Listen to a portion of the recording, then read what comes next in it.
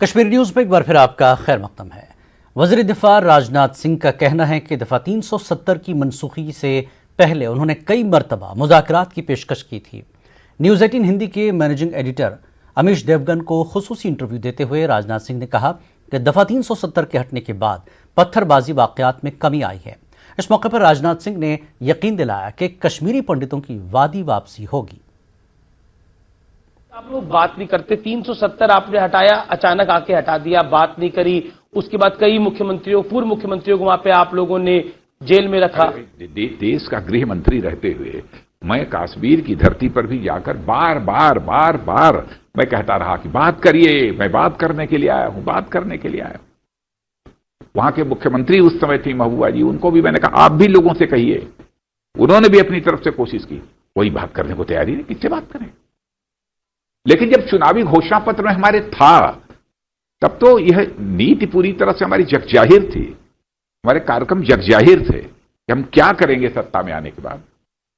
इस पर किसी को संदेह नहीं होना चाहिए। कश्मीर को लेकर, क्योंकि आप रक्षा मंत्री हैं, कश्मीर में पत्थरबाजी की घटनाएं पूरी तरह से क्यों नहीं बंद हो पा रही हैं? देखिए, नहीं, पूरी तरह से काफी कम हो गई अब आतंकवादी वारदातें भी अब काफी कम हो गई हैं। पहले के कंपैरिजन में तुलना करिए तो काफी कम हो गई हैं धारा 370 समाप्त होने के बाद। और पत्थरबाजी की घटनाओं में भी बहुत कमी आ गई है, अब तो नामात्र की रह गई हैं। और मैं समझता हूं कि धीरे धीरे कश्मीर के लोगों की सोच में एक बदलाव आएगा। हम कश्मीर का डेवलपमेंट करना चाहते हैं।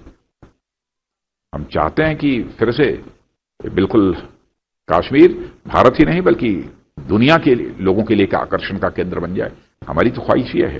कश्मीरी पंडितों को लेकर सवाल है, पिछले 6 साल की सरकार के अंदर, पहले आप गृह मंत्री थे, अब आप रक्षा मंत्री है, कश्मीरी पंडितों को कब उनके घर वापस जाने को मिलेगा?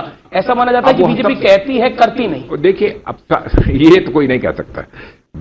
पंडितों की विश्वसनीयता के संकट को भारत की राजनीति में चुनौती के रूप में किसी ने स्वीकार किया है तो हमारे दल ने स्वीकार किया है, हमारे नेतृत्व ने स्वीकार किया है। इसलिए यह आरोप कोई नहीं लगा सकता कि यह कब वो होगा। लेकिन अब वहां पर यूनियन टेरिटरी बन गई है। धीरे धीरे मैं समझता हूं कि सारी चीजें ये पूरी होंगी, इन पर अमल किया जाएगा। मौके पर राजनाथ सिंह ने चीन के साथ सरहदी तनाज़े पर कहा कि फौजी हुक्काम की सतह पर मुज़ाकरात जारी हैं। न्यूज़ 18 के साथ खास बातचीत में वज़ीर दिफा ने कहा कि हिंदुस्तान की सरहदें पूरी तरह महफूज हैं। पे ताजा हालात क्या है, बतौर रक्षा मंत्री आप क्या कहना चाहते हैं? क्योंकि देश इस समय सुन रहा है, हमारे कई चैनल्स के माध्यम से करोड़ों लोग आपको इस समय देख रहे हैं। देखिए, भारत चीन सीमा को लेकर लंबे समय से कुछ न कुछ बराबर भारत और चीन के बीच में लगातार कुछ न कुछ होता रहता है। आपने देखा होगा कि शायद ही कोई ऐसा वर्ष गुजरा होगा जबकि भारत की सेना और चीन की सेना, पीएलए जिसे कहते हैं जी, पीपुल्स लिबरेशन आर्मी, दोनों के बीच बॉर्डर पर बराबर फेस ऑफ न होता हो, कोई धक्कम धुक्की न होती हो। कभी कभी कुछ ऐसे तनाव भी हो गए हैं कि फायर आर्म्स की भी छीना झपटी भी हो गई है। ऐसे हालात समय समय पर पैदा होते हैं। मैं समझता हूं कि चीन को भी अब इस संबंध में बहुत गंभीरतापूर्वक विचार करना चाहिए ताकि इस विवाद को पूरी तरह से सुलझाया जा सके। अभी स्थिति क्या है? हाल फिलहाल की जो घटना है, यह बात सच है कि सीमा पर इस समय चीन के लोग भी, उनका दावा है कि हमारी सीमा यहां तक है, भारत का यह दावा है कि हमारी सीमा यहां तक है, और उसको लेकर एक मतभेद हुआ है। और अच्छी खासी संख्या में चीन के लोग भी आ गए हैं। लेकिन भारत ने भी अपनी तरफ से जो कुछ भी करना चाहिए भारत ने भी किया है, पूरा बंदोबस्त किया है। अब आगे नहीं कहना चाहूंगा जी, लेकिन मैं यह कहना चाहूंगा कि पहले भी जब भी विवाद हुए हैं, चाहे डोकलाम का ही विवाद हुआ, भारत और चीन में मिलिट्री स्तर पर जी और कूटनीतिक स्तर पर, जिसे डिप्लोमेटिक लेवल कहते हैं, उस समय भी बातचीत हुई थी और डोकलाम की समस्या का समाधान हुआ था। इसके पहले भी जब कभी भी कोई इस प्रकार की वारदात हुई है भारत और चीन के साथ, तो इसी प्रकार से सेना के स्तर पर और कूटनीतिक स्तर पर बातचीत के द्वारा उसका समाधान निकला है। आज के जो हालात हैं, मिलिट्री लेवल पर इस समय बातचीत चल रही है और मैं समझता हूं कि 6 तारीख को संभवतः एक मिलिट्री के बड़े अधिकारियों के स्तर पर भी बात होने जा रही है। इसकी जानकारी आज ही मैंने अपने आर्मी चीफ और सभी लोगों से बातचीत की है, उन्होंने दिया है। वंदे भारत मिशन के दूसरे मरहले के तहत मस्कत से श्रीनगर के लिए आए कुछ अब से कुछ देर में तैयारा रवाना हो रहा है। इस तैयारे के जरिए कश्मीर से आने वाले मुसाफिरीन ने हिंदुस्तानी सिफारतखाने का शुक्रिया अदा किया है। मुसाफिरीन का कहना है कि हिंदुस्तानी सिफारतखाने ने उनकी भरपूर मदद की है। I am Afaq and these are my elder parents. I approached Indian Embassy for providing me the special facility so that they can comfortably go to in the flight. So they have provided the wheelchairs and are taking the full care for their travel to Kashmir. Thank you, Indian Embassy. मैं शुक्रगुजार हूँ जो ये हमारा काम हो गया यहाँ पे। मैं बहुत बहुत थैंकफुल हूँ, खासकर जो यहाँ हमारे हिंदुस्तान के एम्बेसी है, मैं उसके लिए बहुत शुक्रगुजार हूँ और उन्होंने मुझे काफ़ी हेल्प की। I am very very thankful to all India embassy. Okay, thank you. LG के एडवाइज़र बसीर अहमद खान ने इंतजामिया को श्री अमरनाथ जी यात्रा के इनेकाद के लिए इक़दाम उठाने की हिदायत दी है। न्यूज़ 18 उर्दू ने कुछ दिन कबल ज़राए के हवाले से जुलाई के आखिर में इस साल की अमरनाथ यात्रा के आगाज़ की खबर चलाई थी, जिसके बाद अनंतनाग में एडवाइज़र बसीर अहमद खान की सदारत में एक आला सतह मीटिंग का एहतमाम हुआ। मीटिंग में यात्रा के लिए ट्रैक क्लियरेंस, सिक्योरिटी समेत दीगर उमूर पर तबादला ख्याल हुआ, जबकि कोरोना की वबा पर काबू पाने की गर्ज से मास टेस्टिंग व दीगर इक़दामात उठाने की हिदायत दी गई। मीटिंग में डीसी अनंतनाग कुलदीप कुमार सुधा व दीगर अफसरान भी मौजूद रहे। डीसी अनंतनाग ने कहा कि जहां यात्रा के लिए इक़दामात उठाए जाएंगे, वहीं ज़िले में कोरोना की संगीन सूरत हाल पर काबू पाने के लिए भी इक़दामात किए जाएंगे, जबकि निजी नर्सिंग होम्स व क्लिनिकों को सैनिटाइज करने के बाद दोबारा सरगर्मियां बहाल करने की इजाज़त दी जाएगी। यात्रा का है तो जो यात्रा का जो एसओपी इशू है, जो डायरेक्शंस दी गई हैं एज पर जो प्रीवियस पास प्रैक्टिसेस हैं, so we are doing that and सारे सिस्टम्स इन प्लेस होंगे। सर, ट्रैक क्लियरेंस वगैरह उसमें क्या पेश रफ्ता है? ट्रैक क्लियरेंस अभी इनिशियली स्टार्ट हुआ है, तो वो जो एक्सिस है जहाँ से अभी यात्रा स्टार्ट होगी तो वहाँ की एजेंसीज उसको टेकअप कर रहे हैं और वो जो इन प्लेस हो जाएगा on due date. Pregnant ladies का इशू था, जाके उनका रेफरल्स का इशू था, तो वी हैव एंश्योर्ड दैट कि हमारे जो इंस्टीट्यूशंस हैं, medical institutions with in the district, हमारा मैटरनिटी चाइल्ड केयर हॉस्पिटल है, मेडिकल कॉलेज है, यहाँ अदर जो कोविड वेलनेस सेंटर्स हैं उनको स्ट्रेंथन किया गया है और सेंसिटाइज किया गया है कि किसी भी ऐसी सिचुएशन में वो इमीडिएटली रिस्पॉन्ड करेंगे और अगर कहीं पर मेडिकल इवैक्यूएशन की जरूरत भी होगी वो भी करेंगे। गवर्नमेंट हॉस्पिटल्स को तो हमने कहीं रोका नहीं है, सर्विसेज आर कंटिन्यूइंग। आज की डेट जैसे मैंने पहले भी कहा कि जो आईपीडी ओपीडी कहीं पर भी स्टॉप नहीं किया गया है, इवन नॉर्मल सर्जरीज भी हो रही हैं। पिछले 4 दिनों में 56 प्रेग्नेंट लेडीज़ की डिलीवरीज भी हुई हैं। कि हमने जब कंटैक्ट ट्रेसिंग की प्रेग्नेंट लेडीज़ की तो हमने पाया कि कुछ मेडिकल फैसिलिटीज़ थी जहाँ पर वो फ्रीक्वेंट गए थे और उनको हमें बंद करने की ज़रूरत पड़ी। बंद इसलिए करें कि वो अपने एस्टेब्लिशमेंट को सैनिटाइज करेंगे, डिसइंफेक्ट करेंगे, जो वहाँ काम करते हैं उनको टेस्टिंग करवाएंगे, उसके बाद फिर से ओपन करेंगे।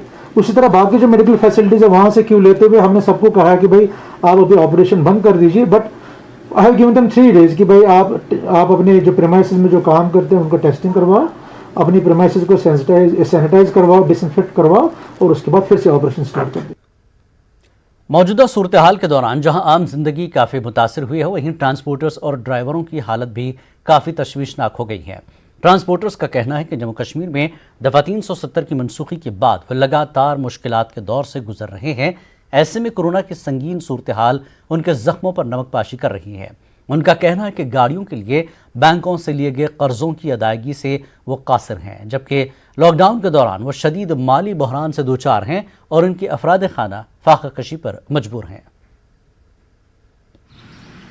5 अगस्त से हमारी गाड़ियां सब ठप है, बंद पड़ी है और हम गवर्नमेंट से इल्तिजा करते हैं कि कुछ हमारे लिए जो पैकेज है हम ड्राइवरों ट्रांसपोर्टों के लिए भी कुछ छोड़ दे। गवर्नमेंट से अपील करते हैं कि कुछ न कुछ हमारे लिए सोच के, तो कुछ गाड़ियों का कर्जा भी है, कोई गाड़ियाँ बैंक से ली हुई हैं, वो 5 जगह से गाड़ियाँ खड़ी हैं, तो ऐसे कुछ प्राइवेट फाइनेंस भी है, तो हम गवर्नमेंट से अपील करते हैं कि कुछ न कुछ ड्राइवरों के लिए सोच के रखें। कोरोना वायरस को फैलने से रोकने के लिए नाफिज लॉकडाउन से कश्मीर में तिजारती शोबा मुतासर हुआ है। ट्रांसपोर्ट मुकम्मल तौर पर ठप पड़ा है।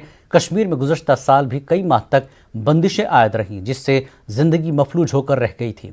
शोबे ट्रांसपोर्ट इन हालात की चपेट में आकर शदीद नुकसान से दो-चार हुआ और अब लॉकडाउन ने रही सही कसर भी पूरी कर दी। ड्राइवर और गाड़ियों के मालिकान इस सूरत हाल से मुकम्मल तौर बेरोजगार हो गए हैं। वादी में बस ट्रांसपोर्ट से 50,000 अफराद का रोजगार मुंसलिक है, जिससे 2 लाख चूल्हे भी जलते हैं। गाड़ियों के पहिए जाम होने से जहां ये लोग कमाई से महरूम हो गए हैं, वहीं उन्हें हर माह गाड़ियों का इंश्योरेंस, रोड टैक्स और टोकन फीस अदा करना लाजमी है, जिससे ये मजीद माली बहरान और जहनी परेशानियों में मुब्तला हो रहे हैं। लॉकडाउन में कब नरमी दी जाएगी, कब गाड़ियां सड़कों पर रवा दवा होंगी और कब ये अफराद दूसरों की मोहताजी से निकलकर फिर से खुद रोजगार कमाने लगेंगे, ये आने वाला वक्त ही बताएगा। इस शोबे से मुंसलिक लोगों का कहना है कि काम काज न होने के सबब इनका अहलो अयाल फाका कशी पर मजबूर हो रहा है और सरकार इनके लिए कोई इक़दामात नहीं कर रही है। ट्रांसपोर्ट शोबस गो वारिया नुकसान चीज अर्ज कर खास कर पैसेंजर ट्रांसपोर्ट अत गो वारिया नुकसान। सन ड्राइवर हजरात, सन मालिक हजरात, सन कंडक्टर हजरात त्रे काल काल खेवान रूजी गस मिलानी। खास कर गवर्नमेंट न जम्मू एंड कश्मीर गवर्नमेंट वुचान न गवर्नमेंट हिंद वुचान। बस अपील करान वजीर अजम नरेंद्र मोदी साहब, अमित शाह साहब या निर्मला सीतारमण जी वजीर खजाना तमन अपील कर ये शोबस कुन वो 5 अगस्त पे गो वनकस दमस तक गई दाहत टोटल नार पे नर्थ सोन गुजार टोटली चलान कि मतलब फाके पे मजबूर। जम्मू में आज ट्रांसपोर्टर्स ने एहतजाज किया। एहतजाजियों का मुतालबा है कि पब्लिक ट्रांसपोर्ट को खोला जाए। एहतजाजियों का यह भी कहना था कि पेट्रोल और डीजल की कीमत बढ़ने के मद्देनज़र अब किराए में भी इजाफा किया जाए। ट्रांसपोर्टर्स का कहना है कि लॉकडाउन के दौरान उन्हें काफ़ी नुकसान उठाना पड़ा। उन्होंने सरकार से मुतालबा किया कि इनको मुआवजा दिया जाए। पुलिस ने मौके पर पहुंचकर एहतजाजियों को मुंतशिर किया और कई अफराद को हिरासत में लिया। तो हमारी बहुत डिमांडें थी, तो जो टैक्सेस थे और हम चाहते हैं कि जो EMI या जो 6 महीने की हम कम से कम इसका इंटरेस्ट ही माफ़ कर दें। और जो 20 लाख करोड़ का पैकेज प्रधानमंत्री नरेंद्र मोदी जी से जो घोषणा हुई थी, उसमें ट्रांसपोर्टरों का कोई भी नाम और निशान नहीं था और ना ही हम कोई किसी भी गवर्नमेंट की तरफ से कोई मदद मिली है। इसलिए हमारी डिमांड्स हैं जो हमारे टैक्सेस, इंश्योरेंस और अपने इंस्टॉलमेंट उसको माफ़ किया जाए और बाकी स्टेटों की तरह हमारी भी गाड़ी चलाई जाए।